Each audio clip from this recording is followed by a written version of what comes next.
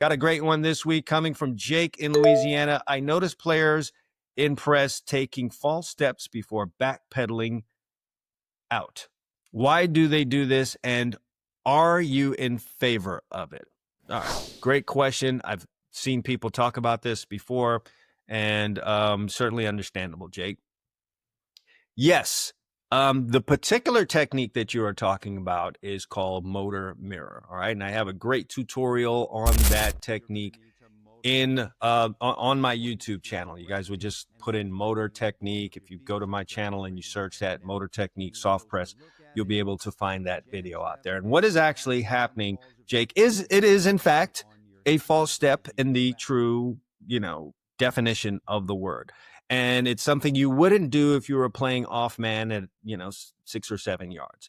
Don't recommend the false step because you're going to get eaten alive.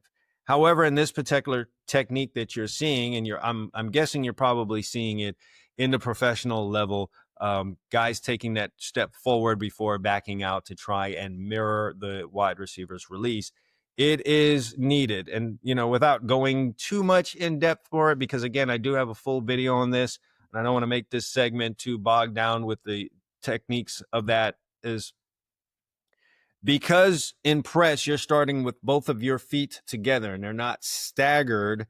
The best way for you to get out fast enough to try and maintain some of that cushion between you and the wide receiver is to take a step forward. So in off man, our feet are staggered. Okay.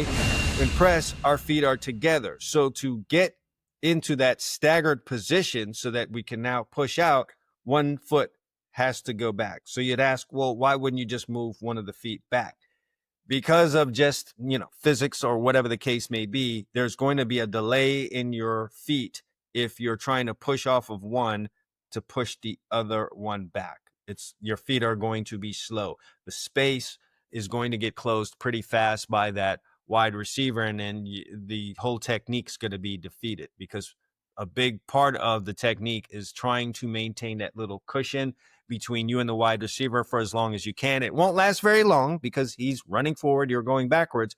There's a certain amount of time that you're going to need to hold that cushion in this press situation that's going to give you more of an advantage than otherwise not doing it. So looking at the feet together, you push one foot forward really fast, not a big step, okay?